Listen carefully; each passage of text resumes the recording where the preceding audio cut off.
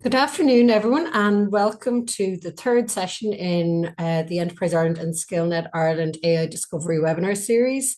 I'm Alexa Toomey, and I lead out on scaling and AI strategies here in Enterprise Ireland. So for those of you who've been with us since the beginning, thank you. It's been a really great series so far. We kicked off back in March with our first webinar, which was all about demystifying AI for SME leaders. Then we had our session in April that was on data, ethics, and governance.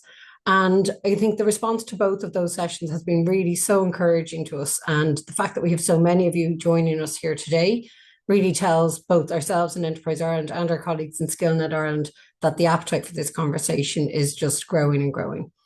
So at Enterprise Ireland, supporting our client companies to harness AI is one of our top priorities at the moment. This isn't about AI for the sake of AI, but this is about AI that's really delivering commercial results and helping our client companies to scale, compete, and grow. And I think just to be really clear and unambiguous about it, we want to make sure all of our clients know that we're here to help you. So, kind of both ourselves in Enterprise Ireland and our SkillNet Ireland colleagues have a huge range of supports to help companies wherever they're at on their AI journey. And we'd really urge you to reach out to your advisors and explore where we can help you.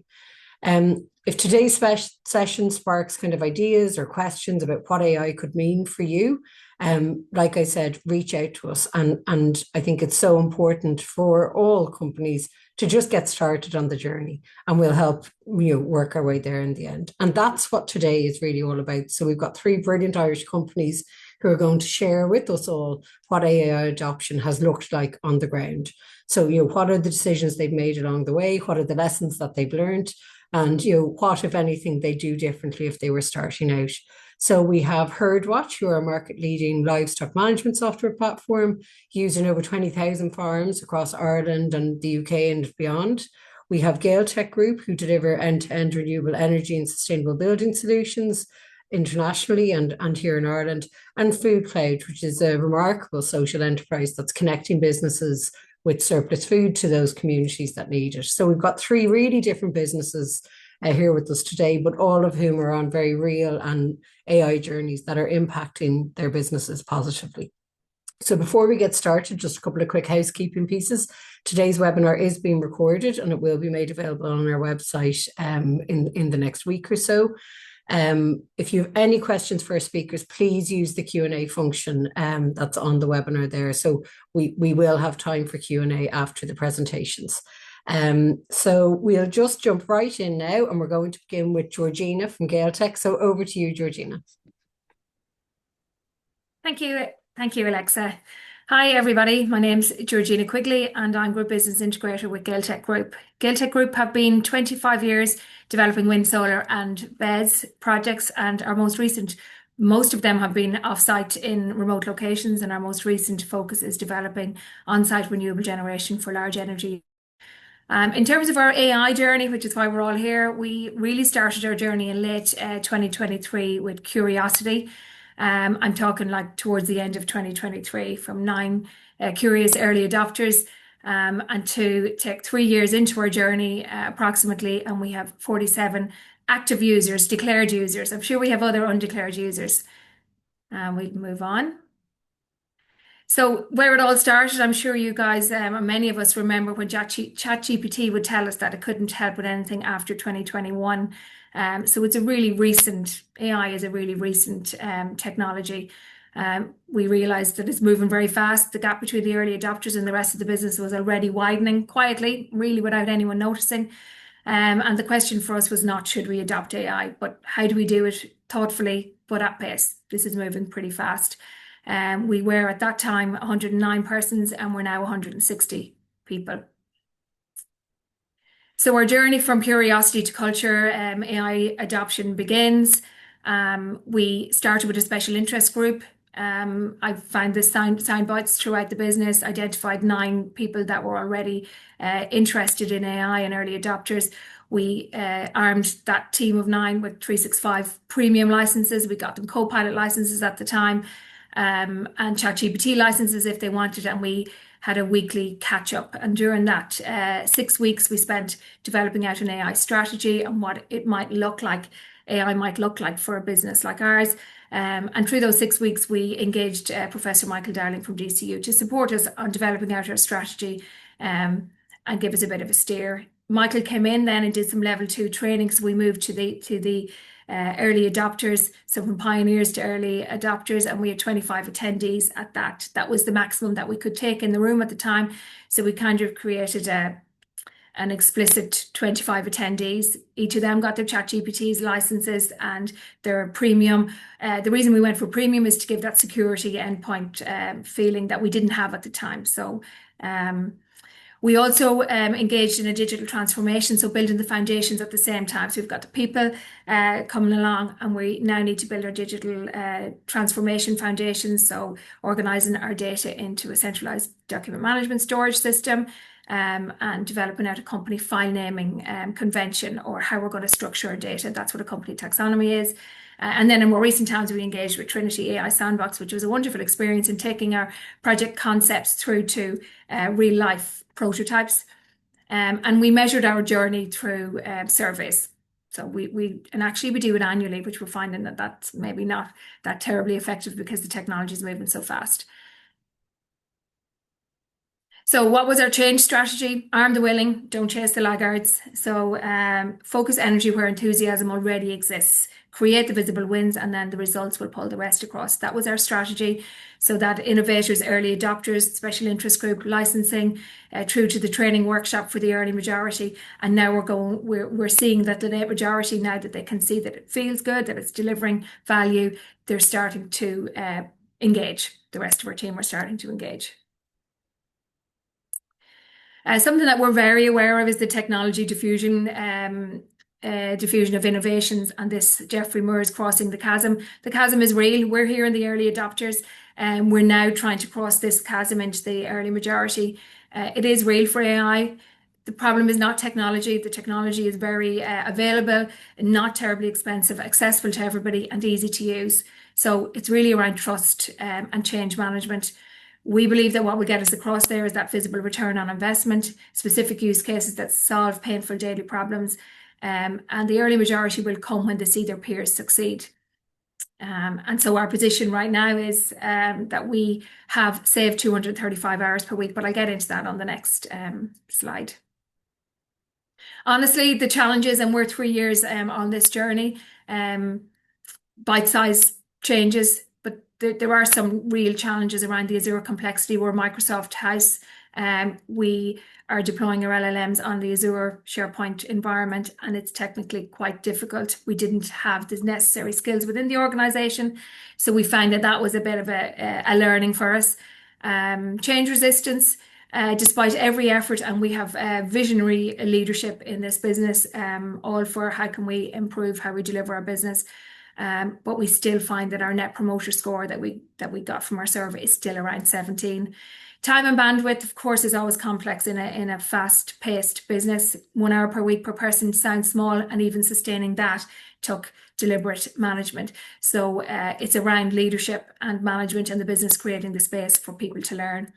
And then most importantly, data readiness. Good AI needs good data. We had 25 years of planning, renewable measurement data, but unstructured and disparate on many different locations. And so our digital transformation project brought that into a central document management place, and developing our file naming structured approach to data all supports and helps our AI vision. So the foundation, getting it right, data is a new oil, but only if you can find it. So we mobilize the foundation first. So we centralize the document management system. We developed out a company-wide taxonomy, which is a file naming convention, file naming structure. We've got a 6-part file naming structure. We put in Office 365 Premium to give us that security around Intune and Defender, as well as other functionality. We did our cyber risk review with an Enterprise Ireland support grant, which was really useful, and that's feeding into our 27,001. So we found that there was lots of concerns around security and control. And so we're bringing the 3 pillars, the people, the data foundation, and the security all along at the same time. And our ambition is to be NIS2 and ISO 27001 for September 2026, which is not that terribly far away. We were lucky enough to become part of the Trinity AI Sandbox, and they took two of our AI projects through to prototypes, to working prototypes, which is really exciting. And these guys are going to come in and work with us as interns over the summer to develop out those prototypes to full business solutions. And our cybersecurity journey is ongoing. Thank you. So I've been asked many, many times, how do you measure the return? How do we know that we're getting anything back on it? So really, we put in a rudimentary measure, and anyone that's a statistician out there might not like this. It's fairly rudimentary. We asked our people in a survey, how much time is AI saving you? So the message was to everybody that AI is to be an extension of your work and assistant, and we're going to give you access to whatever AI tool, be that ChatGPT, be that Copilot, or be that Claude. And now we're asking in a survey, tell me how much value this has brought in terms of hours. How many hours a week has it freed up for you to do additional or higher order work? So you see in March 2025, we only had 11 respondents to this survey. And we had only one hour of work saved for those 11 respondents, or work time given back. And when we did this, repeated the survey again in March 2026, we had 47 respondents. Now, remember, we're 160 people now. 47 is not a huge number. But of that, we're getting 5 hours back. So even if we take it at that rudimentary measure, that's given us a 733K annual value. Now, per investment, that's a 1 to 10. We did obviously have investment in this, and it's about a 1 to 10 return. So we had in our strategy that you heard me talk about earlier on, set 1,000 hours as an ROI target, and we've totally smashed that.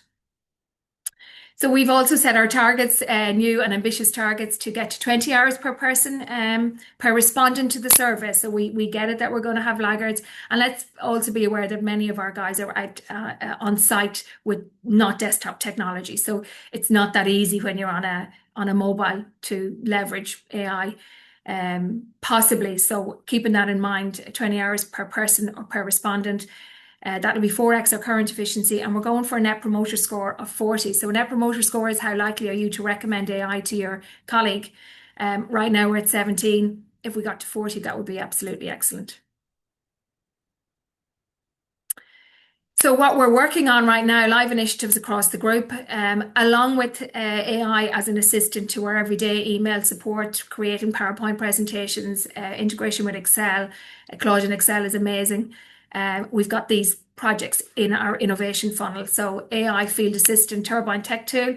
So, and again, working with Trinity in their sandbox, we developed out a RAG chatbot. So the technician queries the turbine error code, gets a step-by-step fix.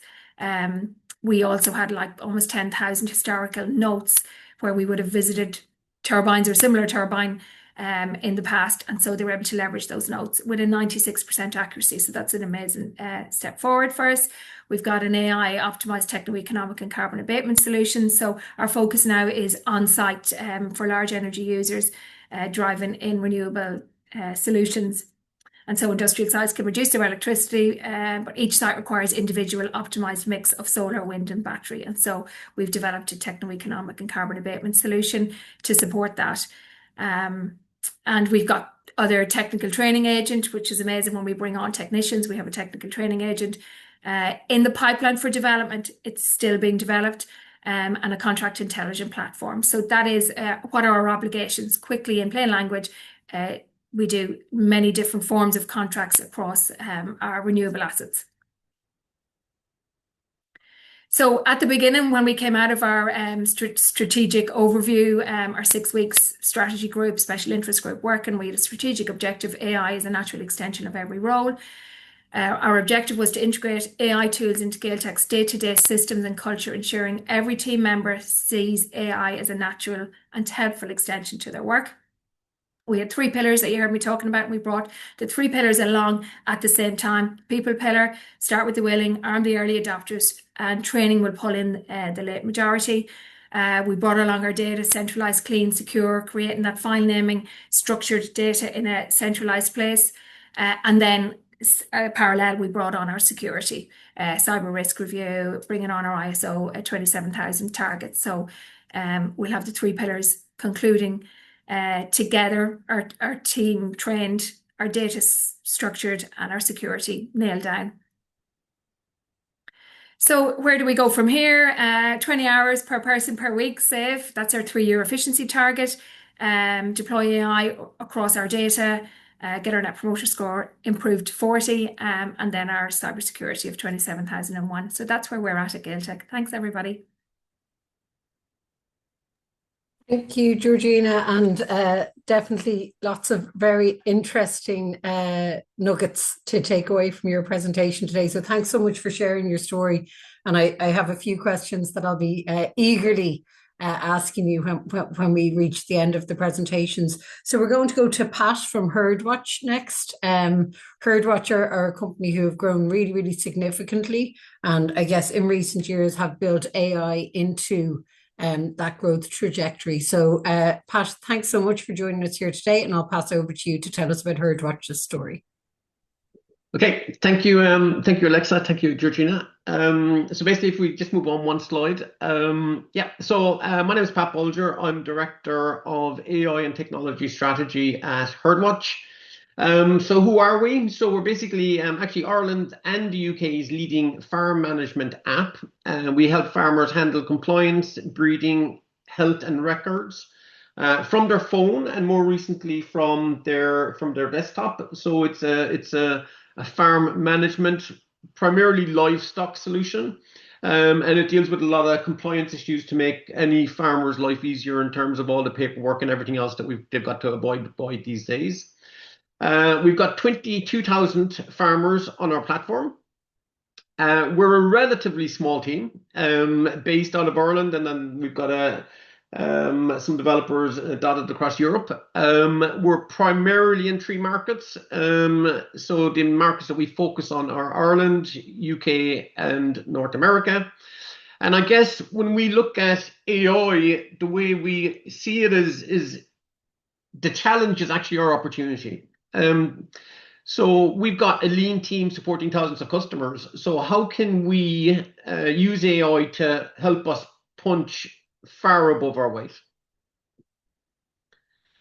So how do we think about AI? So for us, AI isn't necessarily a strategy on its own. It's a tool that helps us to get better business outcomes. And what do we mean by this? So what we mean is we use it to solve real problems where we can identify them. So, and when I advise people, I guess, or the people of how to use AI is to look at it in this way. Start with a clear, practical pain point, and it's not the technology, it's the problem that you're trying to solve. Use what you already have. I know there's a lot of fear about, well, our data, isn't clean enough. We don't have the right infrastructure. We don't have the right people. No, you gotta use what you have, and your existing data and tools are usually enough to begin with, definitely. When you're starting off, I always advise people, keep it simple. Don't overcomplicate. Small, focused use cases will always beat big, complicated projects. So start off with something small where you can get quick wins and where you can kind of drive proof points. Another point here I'd say is try, don't overplan. Adoption and experimentation matter more than a perfect plan. And we're a technology company, so we've got a lot of, obviously, software development is our core business, and a lot of developing software is trying new things, experimenting, and seeing how you get on. Drop the ones that don't work, continue the ones that do, but start early and start small and move fast. Just as an example here, just to give you some of our background, we started in 2023 with ChatGPT, but it was very ad hoc. It was kind of, anybody could request a seat, but it wasn't forced on anybody.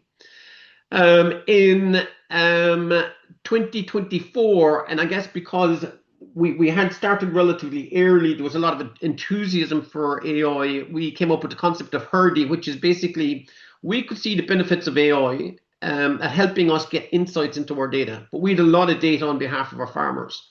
So we came up with the idea of Herdy as a farm assistant that would give ChatGPT-like capabilities to our farmers, where they could get better understanding and insight from their data. And currently, Hurdy is very successful. It was launched at the ploughing last year and is currently running at 400 farming questions per day across a huge range of topics.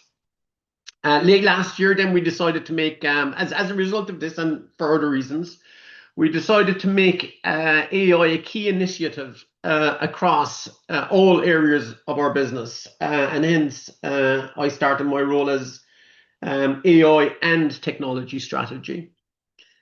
And just staying on the current slide here, just to give you some everyday goals and real examples of how we use AI. We've developed quite a comprehensive what we call an AI ecosystem within our company, and Claude from Anthropic sits at the center of that. And we have connected via what are called MCPs, which are just basically connectors to data. So you're connecting your data to AI, or you're connecting AI to your data. So just to give you a summary of some of the things that we've done. So every morning, anybody in the company can run AI summaries. And that will show them what's happening across, for example, sales and support, if they're in that team. So the teams start their day knowing where to focus. So they can see what happened in the last 24 hours, and then they can see what they need to plan for the day. Another example here is never miss the calls that matter. Basically, farming is very, it's cyclical and it's seasonal. Okay, in its usage. So what it means is that certain times of years are busier than other times of the year, and because of this, during, let's say, peak calving season, we might miss a lot of calls because we just don't have the bandwidth to answer all the questions that are coming in from our customer base. So what we can do is we can use AI to look at the numbers, that the calls that have been missed, to cross-correlate that with the data that we have in the platform, and to prioritize what customers we need to call back first. And when you're getting hundreds of calls per day, this is very, very helpful. For example, you might have missed, you might have missed 3 missed calls in the last hour from one particular user. You need to know what that is, what urgency you need to call them back. You might have another user, you might have just 1 missed call, but it could be that they've got a board B audit tomorrow, or their credit card has expired, etc. Another example here is walk into every meeting prepared. So we have these agents that you can just run and ask based on the topic of your meeting, to gather all information from Slack channels, from your emails, whatever, to give you a brief that you can go into the meeting with. And then obviously with Hurdy and also with our customer support base, we started implementing Fen from Intercom to basically answer the simple questions using AI where possible. And what that does is it frees up the bandwidth from our customers to be able to maybe answer more calls or answer more difficult questions that come in. So next slide. So what's the real business impact for us? So the real business impact is faster and better decisions. Teams can now act on clear insight. So, and we've got many, many examples of it, too many to kind of mention here, because the way we use AI is across the board, it's across the entire organization. It is proven to give us time back every day. When it comes to software development, that time back can be significant, but it's still time back for all areas of the business, regardless of the function that they work in. And what this allows for is for people to work on higher value tasks. So if AI can take care of the more simple, more routine type analysis, reporting, etc., it allows our people to work on the higher value things that AI will find more difficult. So the biggest opportunity is in productivity. So it's letting small teams achieve far more than they could without AI. Next slide. So basically, where are we using AI when we work? This is important, and it's something that I guess we've learned from. AI is not a chat screen that you go back to when you have a question. AI should be surfaced, and what we call an AI surface is that you use AI in the tools that you use to do your work. So that could be chat. It could be an IDE, a development environment if you're a software developer. It could be co-work if you want to work with files on your file system, or you want to be able to do tasks like read your emails. Obviously, for developers, it's different. It's Claude Code. It's also we use the Claude browser extension. And what this is really, really good at is we all have these tools that we kind of dip in and out to every so often. But in my role, I might need to understand workflows. I might need to understand the way, you know, a particular flow is working from, let's say, our Aircall system into our HubSpot, which is our CRM or our intercom system. And it's very easy when you use Claude Code to ask it to interrogate the system, to do something or to surface a piece of information. Again, similar. I don't know if people here. I heard Georgina, you mentioned using Excel. Yes, absolutely, it's brilliant. And also, I'd say PowerPoint. Pretty much every presentation I write, including this one, was done with AI. Next slide. I'm not going to go through this right now because I'm going to go through that in there's some follow-on questions, and I'll explain what this is and how we set up the ecosystem. So if you go on to the next slide. So what did we learn? Start small, build confidence within your team. Easy wins create momentum and buy-in. And as I said, every member of our team now has a Claude Code, or has a cloud account and is using this in multiple ways. Focus on the outcomes, not the technology. It's not about the technology. It's about how this tool can help you with your business. Data quality matters, but again, I wouldn't get bogged down in data quality, because that's something actually you can use AI to improve your data quality. It's only as good as the information you give it, yes, but there are lots of ways to give it this information that you mightn't necessarily realize. You might think your data is a bit all over the place, but that's where AI is super powerful, to cross-reference data, to pull all this data together to make it appear as if it's central. Again, bring your people with you. It's hard to force AI, so I think you need to kind of lead and bring them along the journey. And AI is an assistant, and I guess we keep up telling our people to say it's an assistant, not a replacement. It supports our people. It doesn't replace them. And then very last point, don't wait for the perfect plan. I think we all trying to strive for perfection. Start small, learn by doing. And the value is in the adoption and the execution. And the sooner that people start on this, it's not going away, the better. Thank you.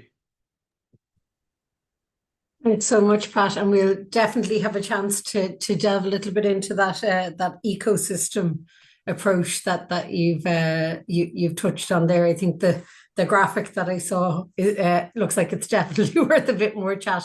But look, I think it's really fascinating to learn how you've used it across so many different touch points. And I think it's certainly kind of to hear how your customers have responded and reacted to AI. So last but by no means least, we're going to have Michaela from FoodCloud join us now. So FoodCloud, as many people will know, is a social enterprise that helps to really solve a big sustainability problem, which is one of food waste, and making sure that excess food is getting to the people who need it most. So I'll let Michaela explain herself how FoodCloud have really embraced AI and how that's helped them to do that really important work. So thank you, Michaela. Thank you for introducing me. And hi, everyone. Thank you for having me as well. I'm Mika, Project Manager at FoodCloud. And for those who haven't heard about FoodCloud before, we are a global nonprofit working to redistribute surplus food. Surplus food is perfectly edible food, but extra. And we basically connect donors such as Tesco's or Nando's with community groups such as our charities or students' pantries and food banks. So we're trying to make sure that surplus food reaches people instead of going to waste. We support this work through our 3 hubs in Ireland, and basically based on Dublin, Galway, and Cork, and through our own platform, Foodiverse. Since 2014, with the help of our partners, we have redistributed 423 million meals. This has helped us a lot as well to save more than 506,000 tons of CO2, and we have like the impact in 5 countries. However, by 2030, our main ambition is to reach the redistribution of 1 billion meals. It means nearly tripling our operations, almost without increasing the headcount. So the question for us became, how do we deliver that ambition without overstretching our people or compromising our values? So with this question, we're going to start our journey. If I have to divide our AI journey into 3 stages, I will say that the first one is awareness. It's about defining the baseline. So what are our challenges, opportunities, and in particular, what are the key areas we need to address? The second stage is enablement and adoption. It starts addressing those challenges via different initiatives. The third stage is transformation.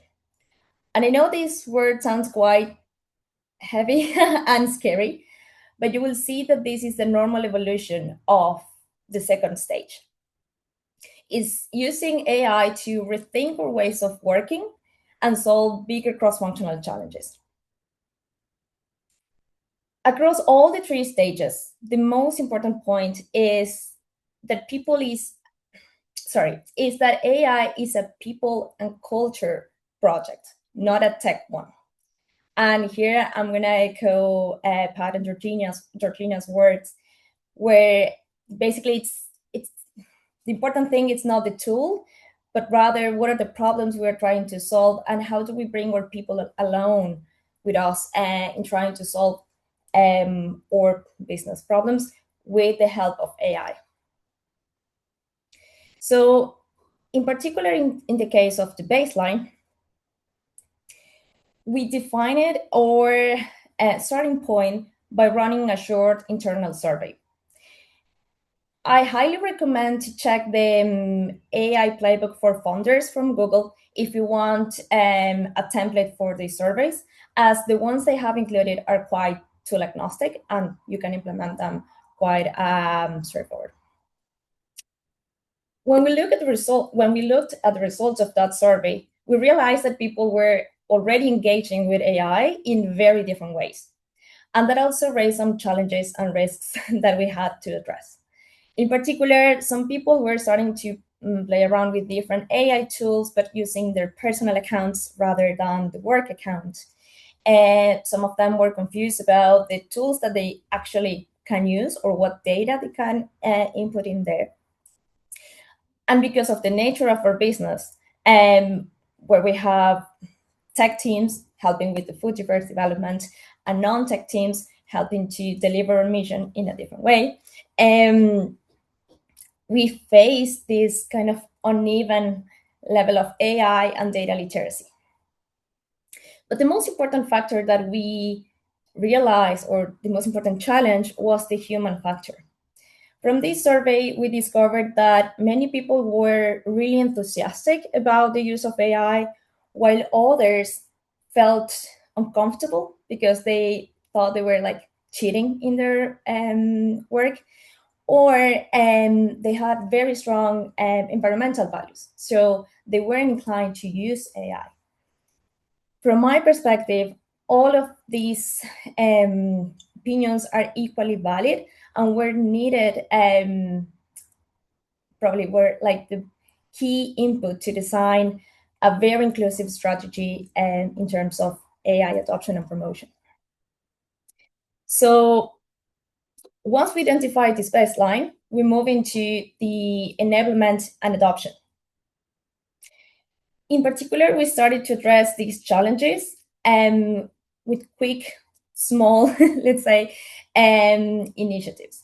We started developing internal training materials and policies, not only based in our needs, but also in legal requirements, such as the ones established in the EU AI Act. In particular, if you check the Article 4 of the Act, you will find a number of free sources to start, let's say, to familiarize yourself with the Act and also with AI. But if you want something more specialized and probably focus on leadership or specific use cases, I highly recommend checking with SkillNet or Axiom, as we did, as they help us as well to provide these more specialized training.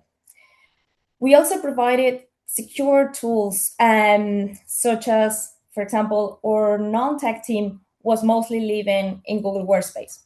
So we upgraded our Google licenses to embed Gemini into the Google Workspace and give them that security of exploring with what we already have, as Pat mentioned. Additionally, we proposed, before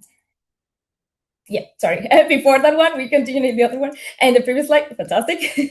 Additionally, we started to promote this culture of innovation and safe exploration via our AI community, our AI champions community, or dedicated Slack channel where people can share not only the quick wins, but also the failures or the challenges they were facing.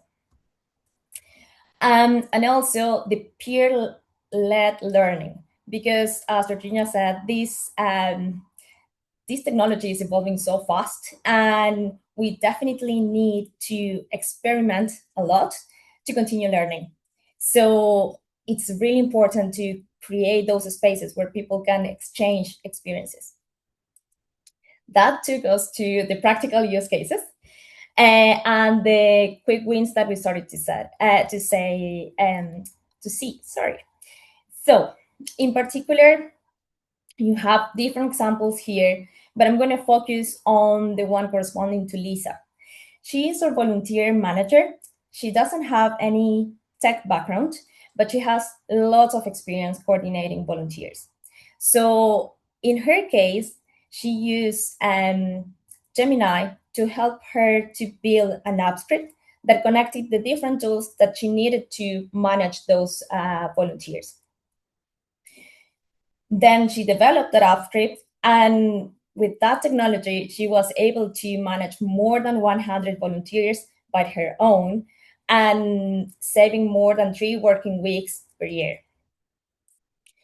This was a huge win, not only for her, but also demonstrated the power of AI for non-tech teams. And as I mentioned before, we move from here to the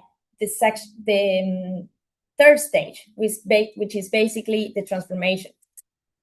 This naturally evolves into our volunteer management system, which has leveraged what Lisa had, and we are creating now a proper app based on that.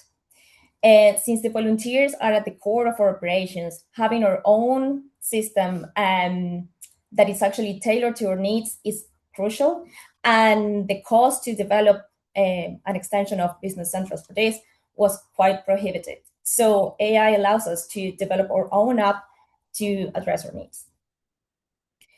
If I have to summarize the lessons learned, and here again, I'm going to echo Pat and Georgina's word. It's very important that you start integrating AI in the ecosystems where your people normally work and start adopting those tools first. Also, governance really matters. So it's not enough to give people with the tools they need, but also some guardrails and what are the watch outs. These can definitely be supplemented by training. You can start developing your own based on the specific needs of your company, but you can also look for external support, as we did. And most importantly, psychological safety is essential. You need to give them this power to experiment and also fail, but share those good things and the bad things about using AI. And so in one sentence, for us and in our own journey, AI is a tool, but our mission is the destination. And we see AI as an enabler of our people rather than a replacement. Thank you. Thank you so much, Michaela. And I think that's a really lovely point to end it on. I think with a lot of the conversation that's going on at the moment, it's really important to remember that AI can be such a huge enabler, and it'll really help enhance people's contribution to businesses, hopefully rather than anything to be feared or to worry about. So just to say to Michaela, Pat, and Georgina, thank you so much. I can see lots of questions coming in. So your presentations have really resonated with the audience here today. But I'm going to selfishly try and cover a couple of questions myself that have come up, and that questions that I think will hopefully be of interest to the audience here today. So we might just turn our cameras on and let people see us for this part of the session. So I guess to start off with, and picking up on that people theme, I think it's something that you've all covered in your presentations. How, when you've decided to adopt AI in your businesses and to really embrace AI in your businesses, how did you go about bringing your team with you? And what did that process of getting buy-in really look like? I think everybody's touched on it, but we might just spend a minute or two if you have any kind of insights or hints or tips for colleagues who are on the call today. Anybody want to go first? I might jump to Georgina or Pat and let Michaela catch her breath. Yeah, that's okay. So for us, really, I spent some time taking some sound bites. And like I said, we will focus our energy where the enthusiasm already exists. Create visible wins, and then hope that we will get followers. So we arm the willing. We've agreed, understanding the technology diffusion curve, that the laggards are going to be extraordinarily difficult. So if we can get to that late majority, we're really very happy. So that was our strategy. We set a strategic objective that AI is for everybody. We gave everybody access, didn't force it, but gave everybody, you can have Claude, or actually ChatGPT was the most popular when we were doing this. Claude seems to have overtaken now. So you can have either or. How did we decide which one we didn't? We said whichever one you're most comfortable or familiar with. So many went with ChatGPT. And I suppose we're all followers, aren't we? So if ChatGPT was working, most people went for ChatGPT. A lot of our early adopters now have moved on to Claude. We went about making sure that we had our security pillar and that message. We went about making sure that our data was accessible, single, central, accessible. We did have lots of disparate data, and sometimes in places that maybe it shouldn't have been. So centralizing our data, and that, exactly like you said, Pat, structured or unstructured, we can use AI to structure it. So while we have a company file naming convention and taxonomy, people who work in IT or with data are very familiar with that's not always the rules that are followed, but we have our data centralized. So we got our data organized and centralized as best we could, and we've got our data centralized, number one. That was our strategic objective. And then we went with our security as best we could. So given the Intune Defender, deploying that, given the premium licenses, and going down the 27,001 road, all at the same time. And now IT are in terms of our 27,001, and technically how are we deploying it on our servers, they're dealing with that. Would you know, Pat or Michaela, if you have anything to add on that piece of bringing people on the journey? I can come in there. It's similar to Georgina. We started with ChatGPT, and it was kind of like, if you it's open to people if they want to kind of come and request a seat. And we got quite a lot of users on that way. But very, very hard to see how they're using it. Very hard to obviously control that. So when we started to kind of, I guess, set it as one of our main initiatives for this year. Now we were building obviously our own AI tools, but they were for farmers and different reasons. But once we started the major initiative this year, the first thing we started was actually with governance, just to, I guess, educate people in terms of, best practice, in terms of what's right, what's wrong, in terms of you can't blame the AI. You're responsible for the output. You're responsible for any content that you share that is AI generated. I think in the early days, we all would have seen conversations or emails that we knew were written by AI. So we kind of discouraged that kind of, like you need to things need to have that personal feel. Don't make it too robotic, you know. Even if you have to use AI to soften the tone, but just don't make it come across as being an AI tool. You know, it's there to facilitate you. We did start a pilot this year, a little bit easier for us because obviously we're a software development company. So we started that pilot with our development team, expanded that, and then after about, I would say it was no more than 4 to 6 weeks, we started rolling it out team by team by team. Started with, I guess, the areas that we thought would be more impactful. So after technology, it was support. After support, it was marketing. After marketing, it was sales. So it's you know, and it's still a journey. You know, we're not there, and it's changing rapidly, absolutely rapidly. So it's something we'll always have to keep on top of. It's something we'll always have to, you know, encourage different teams to use it in different ways. You know, we will have a higher expectation from our software development team of the way it's used, just because Claude Code is writing a lot of code. We have different expectations on our sales team, and we have different expectations on our support team. And I think it's important to understand that not everybody is going to use AI in the same way, and not everybody, you know, has a reason to use it in the same way.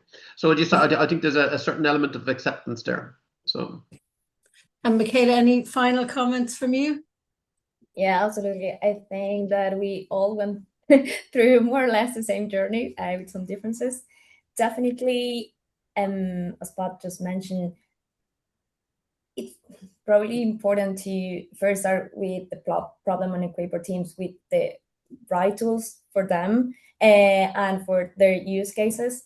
In our case, since our probably non-tech team was mostly living in Google Workspace, and the normal transition was to upgrade our licenses so they can experience the beauty of the AI embedded into the workspace where they normally work.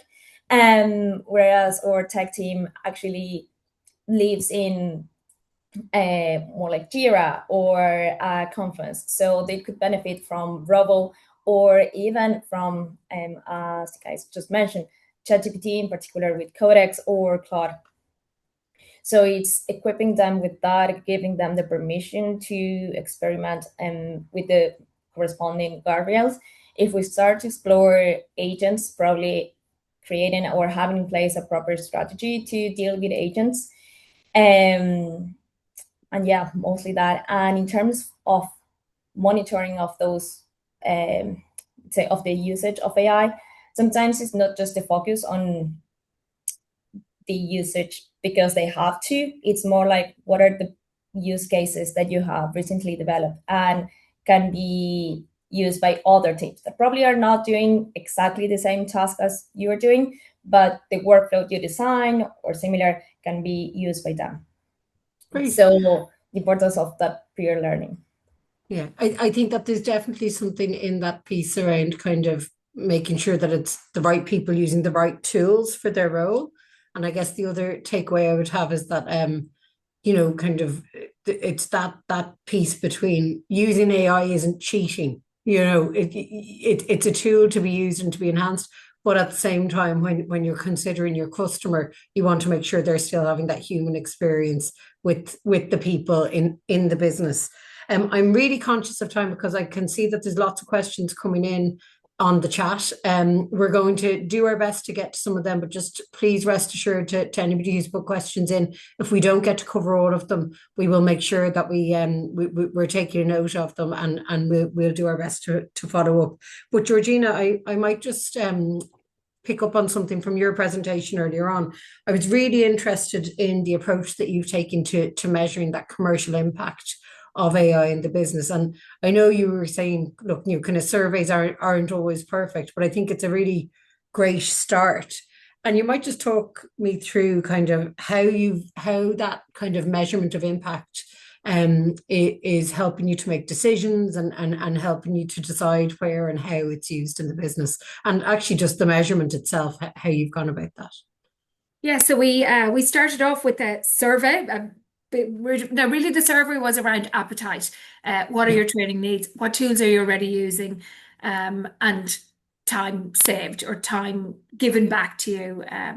So we issued the survey in 2025, and the idea was that we could measure the impact so that I can present back to the board. So constantly show me the examples. And like you said, Pat, it's very difficult when everybody has their own ChatGPT and their own Claude, and it really is bringing value, but we don't have any enterprise visibility on it. In the early days, you don't have an enterprise visibility on it. So we went to ask the people, what is it? I was hearing sound bites in the business that this has given me a whole person. So in our tendering area, it was giving me back a whole person.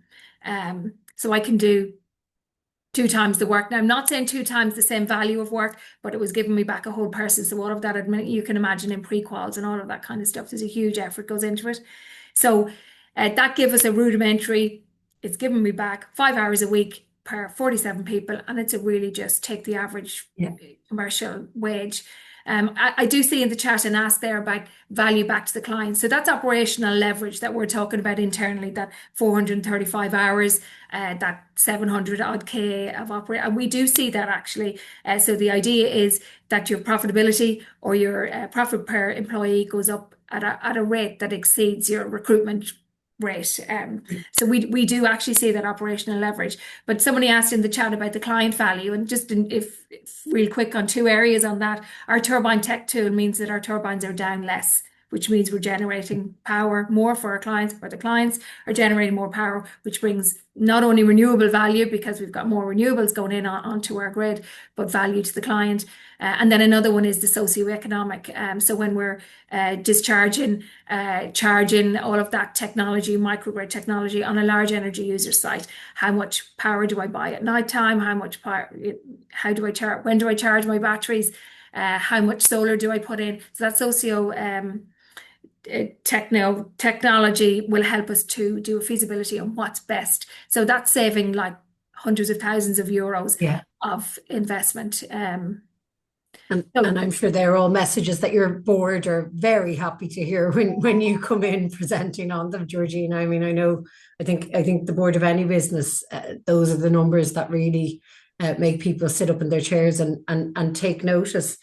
Pat, sorry, your AI ecosystem approach. I'm fascinated by this, and I guess just when we were chatting before today, what really struck me is you're pulling data, you're pulling information from so many different sources, and then obviously you've got your 22,000 farmer users as well who are feeding into this.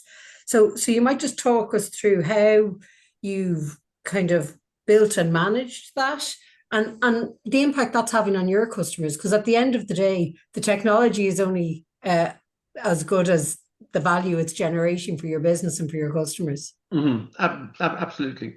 I guess just to explain it at a very high level, we're all using third-party tools, whether that's Office 365. Some people might be using HubSpot. Some people might be using Intercom. Then for productivity, we've got developers who use another suite of tools from a company called Atlassian. We've obviously got code that goes into a repository, which is called GitHub. And one of the key features of one of the key challenges of all generative AI companies when they started is, how am I going to get AI to access your data in a seamless way? So they came up with a protocol, just a standard way, which is called an MCP. Basically all the major software providers have created MCPs, these connectors that allow Claude to look at your data and to pull it back, right, and do analysis on it. So right now, Claude sits in the center of our ecosystem, and we've connected it to Intercom. We use AirCall for outbound and inbound calls. That has its own AI, and I think this is another important thing. AI is not just about the Claudes and the ChatGPTs. It's about using AI within the tools, the third-party tools that you're using. So AirCall has AI that will transcribe voice to text. Then we can extract that text and we can do sentiment analysis. And to the extent even that we can categorize deals based on the sentiment analysis of the call that was being made, and we can update our CRM system, which is HubSpot, with the deal status, so we can forecast potential revenue going forward. We can do likewise when customers call in. We can very easily either daily or hourly, run automated processes. And what they do is they will check all the people who called in, check our ticketing system, check our intercom system. Have they sent any other messages? Have there been any other complaints? So that when you make that call, or you have to call that customer back, you've got some sort of ammunition or something that you've some idea of what the call is going to be about, so you're not starting cold. And again, it's all I standardized. love that idea that AI is helping you to kind of personalize that person-to-person interaction. So it's not about, it's about improving that human connection with your customer. Even for our sales team, when they're making a sales call, it can kind of, they're not just cold calling anymore. What they're doing is they're taking all the data, all the touch points that customer's ever made with us. Let's say they're a customer who signed up 3 years ago and now they're coming back. We know what they did 3 years ago. We know the process they went through. We know the issues that they had. So when we're making that call, the salespeople are prepared and they've got some sort of a script that they can, I guess, help them with that conversation. And again, that same process goes across the board once you connect all these tools. And you can literally cross-reference any piece of data. And most of it is out of the box. It's just getting familiar with it and just kind of plugging it in. Yeah, and teaching the different tools to speak to one another and to interact. Exactly, and then that's why in a lot of these systems you've got a concept called skills. So you create a skill. So once you do something once, that skill is repeatable. So if you ever need to do it again, you just use the same skill. Yeah. And lastly, Michaela, I mean, I think that for Food Cloud, obviously so much of your business, it's about moving what's often a perishable item from A to B and making sure that there's zero or minimal waste along the line. So logistics is a huge part of Food Cloud's business. And I think that kind of most companies, or a lot of companies who are on the call today, have a logistics arm to what they're doing. You might talk to us about how AI and machine learning has helped Food Cloud to really manage that logistical challenge that you have in moving that product.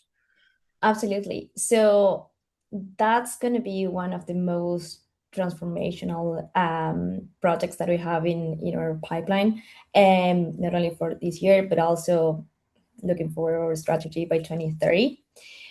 For now, we're mostly working on creating that data foundation so we can actually implement the grants that we have received from AWS as well. In particular, the idea is to have a decision support platform that help our supply and demand team to figure out if the donations that we have received actually can be used and redistributed to the charities before the expiration date. And if that date is quite close, we should be receiving those frozen recommendations, let's say, to extend the life of the product for a few more days. Also, the way in which we're planning to implement it as well is with the idea of balancing inventory between our 3 hubs in Ireland, and ensure this equitable allocation between the different charities, because the charities can receive as well like a bonus of the surplus food that they should be expecting to receive if some products have like a very short life, so we can actually put in front of them before it expires. And all these recommendations are going to be enhanced by this decision support. But it's a project that we have in the pipeline for the second half of the year. So absolutely, it's going to be crucial. For now, the biggest wins have started in the tech team, because they are very, I would say that their roles have been really enhanced by the power of Codex and now Claude. We're experimenting a little bit with Claude as well. And by our non-tech team, because now they feel more empowered to look for other options and do their usual or more routine work faster, so they actually can have more time to decide better volunteer retention strategies, for example, and things like that. So it's going to be a crucial piece for us in terms of the logistics, but likely on the second half of the year. We'll just have to ask you to come back again, Michaela, in a year Yes. to tell us how it's all gone. Look, I'm so conscious of time. We're at 2:00. I have a million more questions, and there's a lot that have come in the chat, but I think I'm going to pass over now to my colleague Stephen from Skillnet Ireland, just to kind of finish up and to cover the last few bits around Skillnet Sports, and where to next for our webinar series. But just from me, I want to say thank you so much to all of you for your time and your attention today. It's been a really, really great conversation. And I think that's kind of demonstrated by all the questions that we see coming in. But Stephen, I'll hand over to you now. Thanks, Alexa. Appreciate it. So I'm conscious of time, folks, so I will go through this very quickly. My name is Stephen Lyons. I'm working with the Strategic Partnerships team here at Skillnet. So I just want to take you through some brief outline of some of the supports available to you through all Skillnet Ireland and the approximately 70 business networks and schemes that we have. The networks are based all around the country, and they have either a regional or a sectoral focus, with a number of these sectoral networks having technology at the very core of their offering. So obviously we know that AI, it isn't a future concept anymore. It's impacting productivity, customer engagement, how businesses compete today. And something that's become patently clear is that skills are critical for this digital arena. So where do I start? How do I build capability without overwhelming my team? That's where we can help. So we work with and across all industries to provide accessible, subsidized training and supports for businesses of all sizes. So everything that you've heard about today, whether it's AI tools, productivity gains, strategy, we help translate that into practical skills inside your business. So moving on to the next slide, we can see that for many SMEs, the right starting point, it's not complex AI projects, it's getting your team confident using AI in day-to-day work. So we provide short practical programs such as AI Fundamentals, AI for Beginners, prompt engineering for tools like ChatGPT, Claude, a lot of the platforms that have been discussed today. These are designed for people who are busy, they're short, they're flexible, and they're immediately useful. These programs help get your whole team confident using AI, and that's where the biggest immediate gains are, as has been illustrated today. So once you have that baseline, the next step we're seeing SMEs take is using AI to save time and improve output as well. So AI for business efficiency, automating repetitive tasks, etc. And this is the space where businesses are seeing a real return on investment, freeing up time to focus on customers and growth. And it's where it becomes commercially valuable, not just interesting. So the next slide shows a piece which can sometimes be overlooked, and that's the leadership piece. So we're working with business owners and senior teams on what AI means for your business model, AI strategies for leaders, and how to manage risk and adoption across your team. So AI shouldn't just be a tool, it is a leadership decision. You don't need to be technical, but you do need a clear view of how AI fits your business. What's particularly valuable is that the supports we provide, they're not generic. There are programs tailored to sectors, hospitality and tourism, manufacturing, supply chain, financial services, HR, sales, etc. So you're not trying to translate generic advice. You're seeing what AI looks like in your world. It's not theory, it's applied to your sector. The supports are designed for all types and sizes of businesses. There's short courses, workshops, and deeper programs, from quick skills right through to accredited programs and masters as well. Looking at the more advanced programs, our dedicated technology Skillnet Business Networks, two examples of which on screen now, they offer cutting edge training in this space for well over a decade now. They're deep experts in this field, and they've worked with numerous organizations creating transformational programs. The key takeaway I'd leave you with is this: you don't need to figure this out on your own. Start small, build confidence, focus on where AI can save time or add value, and build from there. You can go straight to Skillnet Ireland website and link in with a network that fits your sector and your needs, or you can reach out directly to me, and my email is on the next slide coming up now. So the earlier you start, the faster you'll see the benefits. The SMEs who benefit most from AI adoption won't be the most technical. They'll be the ones who act early, and they build capability steadily across their teams. So finally, before we wrap up, we do really appreciate if you could take a moment to scan the QR code on screen now and share your feedback. It genuinely shapes the supports and the webinars we develop, so your input does matter here. We'll also be continuing this series with a 4th webinar coming up towards the end of this month. So we'd encourage you to keep an eye out and sign up and keep building on what's been covered today and in the previous webinars. Thanks again for your time and your engagement. We do appreciate it. And if you'd like to explore any of the supports mentioned, please don't hesitate to reach out. Getting started is the most important action you can take. So thanks for your time. We hope to see you on the next webinar and on some training supports very soon. Thank you.